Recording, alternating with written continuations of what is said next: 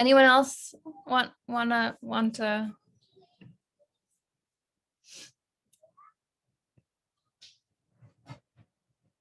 Help. Okay, so the more you post here, the more help I can give you.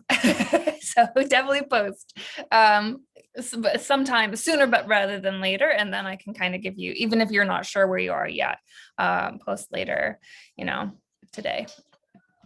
All right, let's try.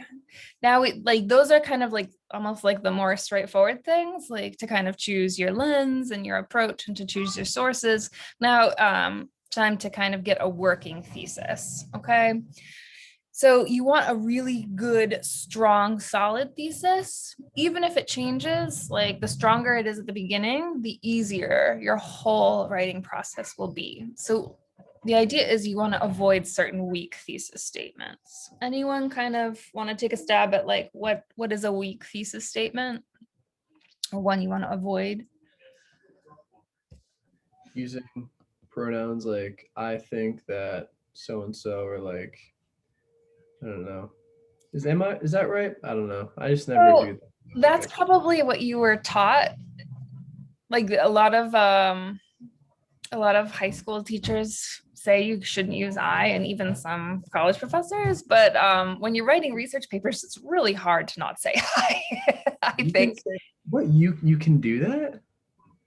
Professor, I was taught all my life like I know. never to do that I know. ever. That's crazy. The reason they teach you not to do that is because they want you to get beyond like your feelings. They don't want you to just be like, I feel blah, blah, blah. And they want you to kind of do analysis. I get it, but it's kind of like a shortcut. And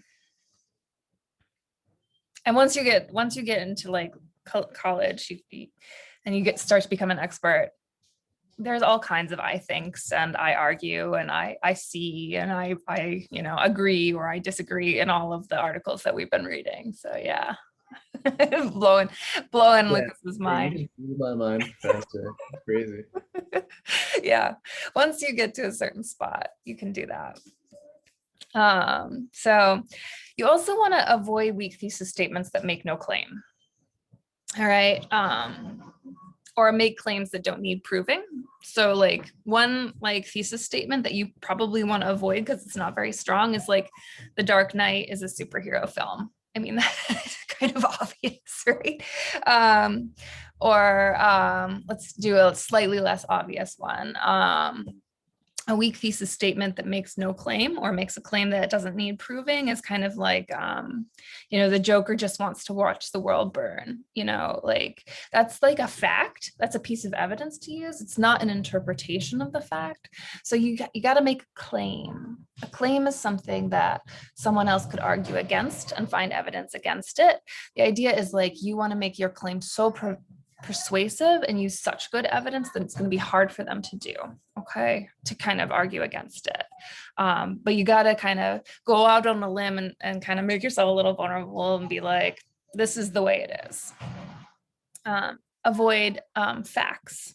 You also want to avoid like a thesis is a good thesis kind of walks the line between opinion and and interpretation. The idea is like you don't want just kind of an unfounded opinion.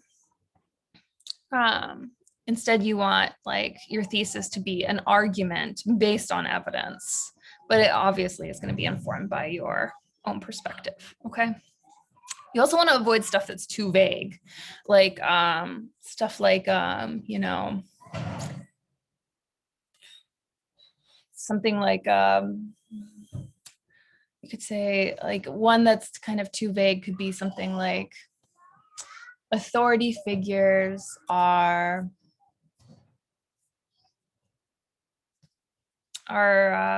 too powerful in Dark Knight. Like that's kind of too vague. Like you can start to make it more specific, but you couldn't just leave it like that. Authority figures are too powerful in the Dark Knight. Like that's kind of a little too vague already. You don't want to kind of shut down complexity or oversimplify things. You want to kind of preserve and maybe even kind of present complexity. You also don't want to like just provide demonstration rather than discovery. You know, The Dark Knight is a typical superhero film in these 3 ways. 1, 2, 3. This is the 5-paragraph essay. This is like not something we're really interested in anymore because it's like kind of a boring paper for you to write and for us to read because there's no discovery. All right. So instead of like The Dark Knight is a typical superhero film in these 3 ways, you could say something like, in 3 ways, The Dark Knight is a typical superhero film, but then, you know, you got to look at the complexity. But in other ways, these other 4 ways, it kind of breaks the conventions of superhero films. It is an atypical superhero film. And this is why Nolan thought about why we should kind of question superheroes. In writing and in life, when you write and when you make arguments, you got to balance. You got to have data that you then interpret. Okay. A lot of times people present only data, like they give a scene and they don't say what it means or why it's important. Other times people give all interpretation, like I think blah, blah, blah, blah, blah, without any evidence. In writing and in argumentation, you got to have a blend of both. You got to present the evidence and then interpret it, say what it means. Okay. If you can't find any evidence to support what you're saying it means, like that's a problem. You might want to kind of rethink things. Okay. All right. So those are things to avoid. Instead, try to get a thesis statement that promotes your thinking, that asks a question. Also one that kind of helps you focus. You would think that a broad thesis statement will give you lots to talk about, but actually sometimes it can give you no direction. So you really actually, it can be useful to kind of start narrow and then broaden out if you need to, rather than starting broad and vague. Okay. A good thesis provides direction. It almost is like a mini preview of your paper. Okay. And gives your paper purpose and helps readers follow your argument.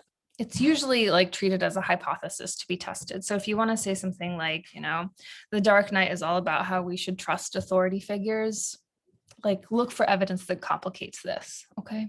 Kind of like Ezra Clavery did in his. He was like, oh, I feel like Lucius Fox is kind of low-key racist, but then he looked for evidence that kind of challenged his initial interpretation. And then he kind of looked at the 2 sides. A lot of people see him as low-key racist. There's reasons for this. A lot of people see him as actually super empowering and anti-racist. And here's some of the reasons for this. Why have it both ways? And then he ended up making an argument about Hollywood and like how they really want to have it read as both ways in order to maximize profits. Okay. All right. So even if you have one way kind of thinking about, you know, one idea, look for stuff that kind of challenges it and then kind of try to account for that. Okay. So that's kind of how you want to think about your thesis. This is how to write your thesis. There's some good, these are almost like formulas, thesis formulas or shortcuts. You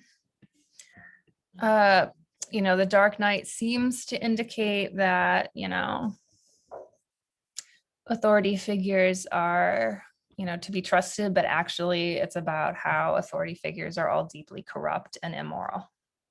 Okay. And then like you can spend the first half of your paper being about all the ways that The Dark Knight says authority figures should be trusted. And then the second half all about how it says they shouldn't be trusted and they're corrupt.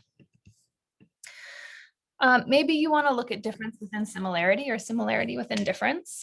Maybe you kind of want to like look at and compare 2 characters, Harvey and Joker. All right, are they mostly different or mostly similar? If they're mostly similar, what's a good and important difference? If they're mostly different, you know, what's a good telling similarity? Okay, well, it seems that X actually Y. Yes, in certain ways, maybe Dark Knight is responding to 9/11, but it actually is much more interested in the nature of humanity or something like that. Okay, notice how all of these like have focus and tension, tension between 2 ideas. Okay, even if, you know, X, if like, even though like, you know, there's no women much in Dark Knight, nonetheless, you know, nonetheless, even if there's very little representation of women in Dark Knight, nonetheless, maybe you could see those women as empowered or something. Here's also another kind of good kind of like formula. By looking at this topic, by looking at, authority figures in Christopher Nolan's Dark Knight, one can see, that we should distrust authority figures, which is important because it teaches people to kind of make up their own mind, or that, ethics can only happen in a position divorced from power or something like that. Okay. All right. Finally, you want to avoid anything that you can't kind of support with evidence. Try to avoid because I said so. No evidence, only claims. Okay. Try to link it. If you think something, try to link it back to what caused you to think that. All right. Let's get you a thesis. So discussion 10.3.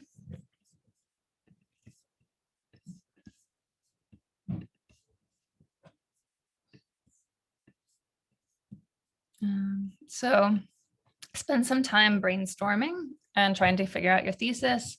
What is your working thesis? Let me go back to this page. Okay.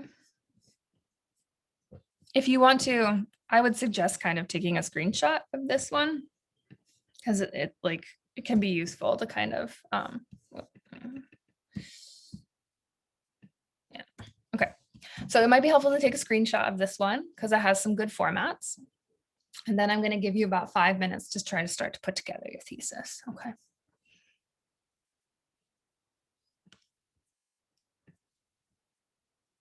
And I can help.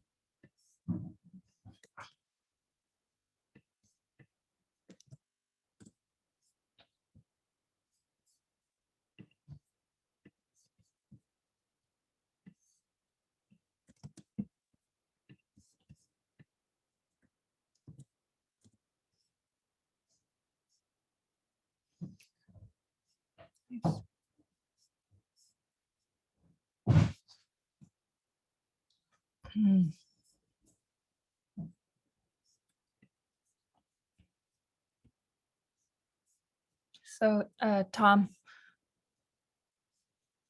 Tom. Yes. Hey, I was just so the first two links that you put for discussion 10.2 didn't work, but this one like this is such a good title. I was like, wow, what a good source. But then I look and it's like it is a senior honors project. So like on our kind of on our staircase. That would be like step 3. I know. Yeah, it's kind of like it's not as reputable. But I saw the title and thought the same thing, and then I read like the first few. I was like, he has some good ideas, and it's 32 pages, so I'm sure there's something I can use. if in that case, it's just it means like do a little bit more. It's going to take a little bit more work from you to in the evaluation one. Does that make sense? In the evaluation paragraph to say like, okay, it's not super reputable for all the conventional reasons, but like there's some really good ideas here, and here's all the sources and blah blah blah. Okay. Okay, good. Sorry to interrupt your thesis writing.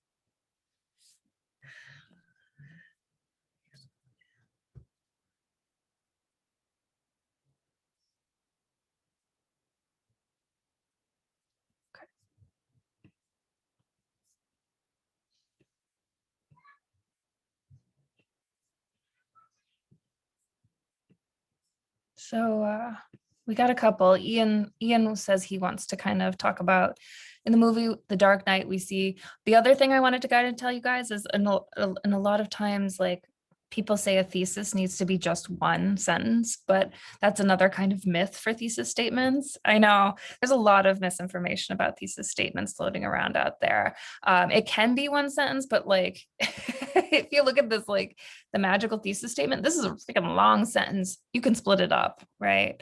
So it can be like generally not more than two. So Ian says, in the movie The Dark Knight, we see so much action from Batman. Do we ever wonder if he's using too much force? Okay, so like I think he uses way too much force, and that's why he's not your typical superhero. So he fits the definition, but not all the time. So Ian, you might want to kind of start off by saying like, okay, like this guy defines superheroes in a certain way.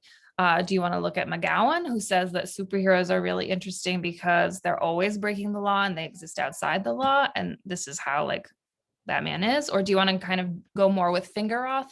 And Fingeroth defines superheroes as like always knowing the right thing to do and always doing the right thing. And Batman doesn't do, like, he seems to not know what the right thing is to do when faced with the Joker. And this is really interesting, and why Mike Nolan have kind of written this kind of movie in this way. Make sense? Yeah. Good. Okay. So I would kind of almost like turn it into a question as like also like kind of add on to it, like, so get more specific about the definition you're kind of working from, and then also kind of turn it into a question of why would Nolan kind of write it this way. Okay. So Max, remind me what the first thesis is, the first or first genre question is. It's the extra legitimate immorality of regular and superheroes.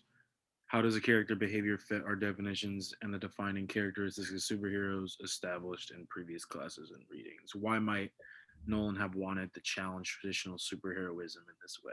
Good. So I was thinking, like, that's actually like very similar to what I was just telling Ian. Go ahead. yeah, like, I mean, saying like if I went, because I'm thinking of going with Figueroa to be like when we talk about superheroes, like we expect them to always know the right thing to do, but in this film specifically, like you said, it seems like Batman really doesn't know what the right thing is to do. Is like that a good way to look at it? Yes, and so like, and another kind of way is like, okay, why might Nolan have done this? Is it something about 9/11 and how our culture was really kind of lost in the face of such tragedy? Or is it maybe the Joker and how he kind of pushes people to kind of question the consequentialist ethics? Like it can be up to you kind of to kind of answer the question in a way that you think is most compelling. Make sense? Yeah. Cool. Cool. All right. So Jared, the Joker doesn't worry so much about his makeup because he has nothing to hide. I want to use the interrogation scene. Mrs. and then scene. So Jared, I feel like you got some good ideas here, but you need a claim. So maybe something like you know, maybe what you want to the claim or question you kind of want to pose is like, why do people like the Joker so much? Why is he so appealing? Does that make sense, Jared? Yeah, I was like trying to think of something better to say, but I couldn't think of anything better to That's say. okay. That's a good starting place. Like, why do we find the Joker so appealing? Maybe like it has something to do with like the fact that he is, you know, totally free to act in the moment and like doesn't really care about consequences. That's how McGowan reads like the flaking makeup, right? Maybe it's because he always is breaking the rules. Maybe, you know, makes sense. Yeah, thank you. Like why is the Joker so appealing and popular? Alrighty, thank you. Sorry. Okay, so no, wait, I think Lucas was gonna do a race one, right? I will use all the scenes that Fox is in. I'll use the article ambiguous Mr. Fox to quote from in support. It's just, okay. The term magical Negro has been thrown around, right? Okay. It might be easy. It might be interesting to kind of introduce some complexity here, Lucas. So you might want to also kind of talk about like the convict on the ferry, the black convict who throws the kind of clicker out. And so like, so you're not just only talking about Lucius Fox, but also like all of the racial politics of Dark Knight. Make sense? So you Yeah. might want to talk about like the criminal. You could also, so you could compare and contrast Lucius Fox versus the criminal. You could also, if you wanted to, talk about the woman police officer, Ramirez. Because she's Latina and like a woman of color. And like, you could even say like the very fact that she's here kind of is a win. Right? Because women of color have so often been erased. But you would also have to account for the fact that she is corrupt. But you know, she's definitely less corrupt than that white police officer who just kind of did it for the money. She has to do it because she's in a position of like, you know, her mom is in the hospital and she has no money for them. Make sense? Yeah. Cool. All right. So, Professor, I just posted mine, All right. Let's. and it is plugged into that magical thesis statement you gave us. So don't be too critical of the wording. Don't worry. This is working, right? Working thesis statement. By looking at Christopher Nolan's The Dark Knight, one can see the battle between truth, using Batman, Harvey, and the Joker. Okay. The battle between truth. Can you get more specific? The battle between truth is a little vague. It might be vague to the reader, but also maybe for you. Like the battle between truth. Yeah. So, I already have that. Like, truth is subjective in and of itself. Okay. And if you look at Batman, the Joker, and Harvey, take away their physical actions, like their killing levels and their tolls, you can show a lot of people who they are by who they identify with out of those three. Okay, so like by looking at Christopher Nolan's The Dark Knight, one can see maybe the battle between one can see that like one's view of the world or of people is subjective. So whether people are good is subjective. Is that kind of the truth that you're kind of talking about? Is the nature of people, right? You can use good or truth. It's all like the Joker is only bad because he kills so many people. Other than that, he seems like an awesome guy to hang around with. Right. Other than that one defining feature. Yeah, I mean, but like Yeah, There's yeah. a lot of people No, that are great to hang around with that are Joker-esque that just choose not to kill people. right. Like he has valid critiques of society, right? Harvey too with his coin. Like I know a lot of people that have like a talisman that they hold on to and it gives them strength in times of peril. Like, and that's just the truth for them. And then you So, have Batman with his can't do wrong. I need to be perfect and the world hates me truth.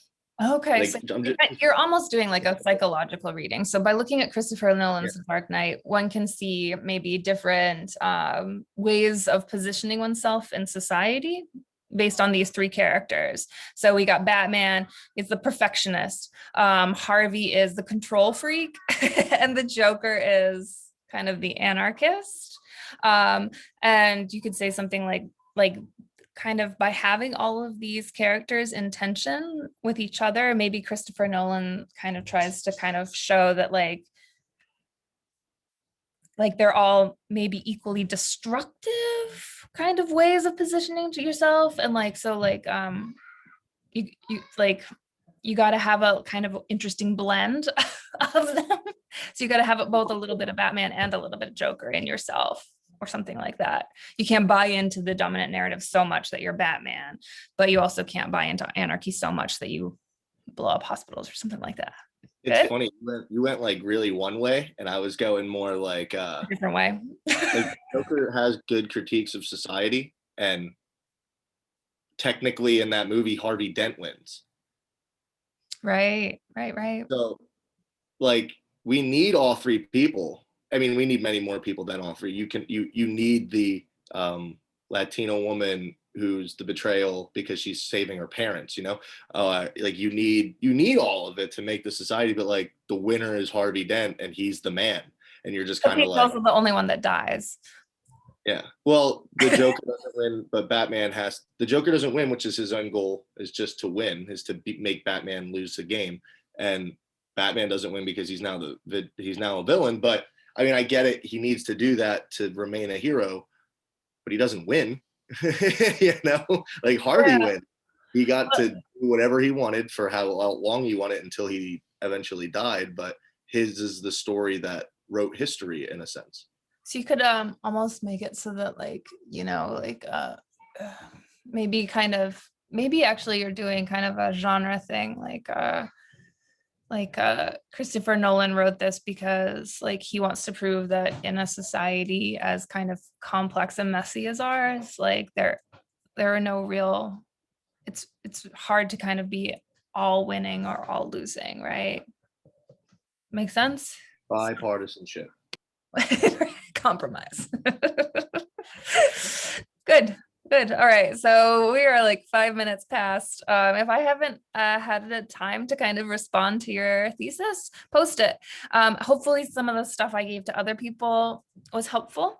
And I will respond to your stuff and you'll have it to work with as you write your annotated bib and your draft for Thursday. All right. Have a good Monday, everyone. I'll see you. Thank you. Bye. Have a good one. Thank you, Professor. Bye. You still have a second? Yes. I'm going to wait till the room empties out a little bit more. Yeah, that's fine.